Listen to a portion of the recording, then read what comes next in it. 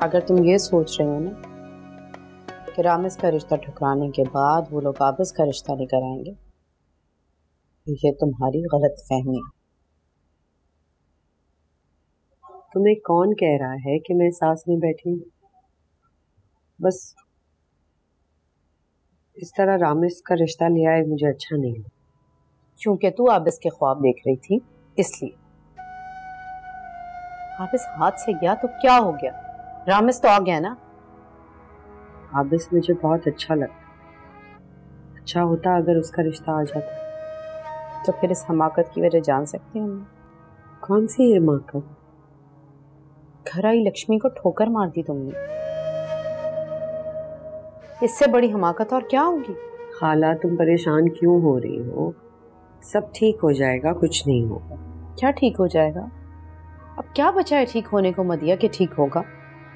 जो कुछ तुम चाहती थी तुम्हारे पास हो वो सब कुछ मिलने वाला था, मगर तुमने झट से इनकार ही कर दिया। मदिया, नसीब वालियों को मिलते हैं ऐसे मौके। तुम्हें लगता है मैं इतनी बेवकूफ हूँ? अच्छा, ये बेवकूफी नहीं तो फिर क्या है? कोई बेवकूफी नहीं है ये।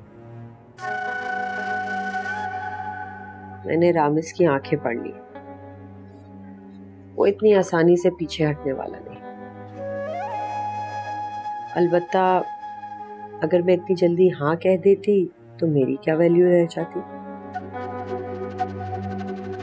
जो चीज इतनी आसानी से मिल जाए उसकी कोई कदर नहीं करता। मदिया इतनी आसानी से किसी के हाथ नहीं आने वाली।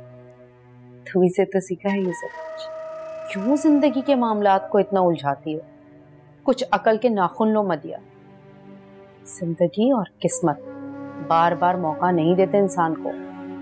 इसीलिए तो अपने पत्ते इतनी एहतियात से खेल रही हूँ। और मुझे डर है ये बाजी कोई और ही ना ले जाए। मेरे हाथ से बाजी कोई नहीं लेके जाएगा। इतनी आसानी से नहीं देने वाली मैं किसी को। एक तो इस चंपू ने ना मेरा दिमाग खराब कर दिया।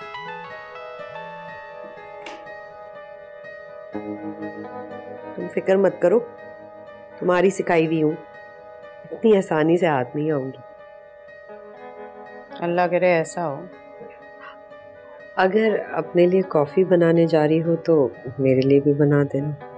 तुम्हारी करतूतें तो हरगिज भी इस काबिल नहीं कि तुम्हें किसी भी इनाम से नवाजा जाए। लाती हूँ।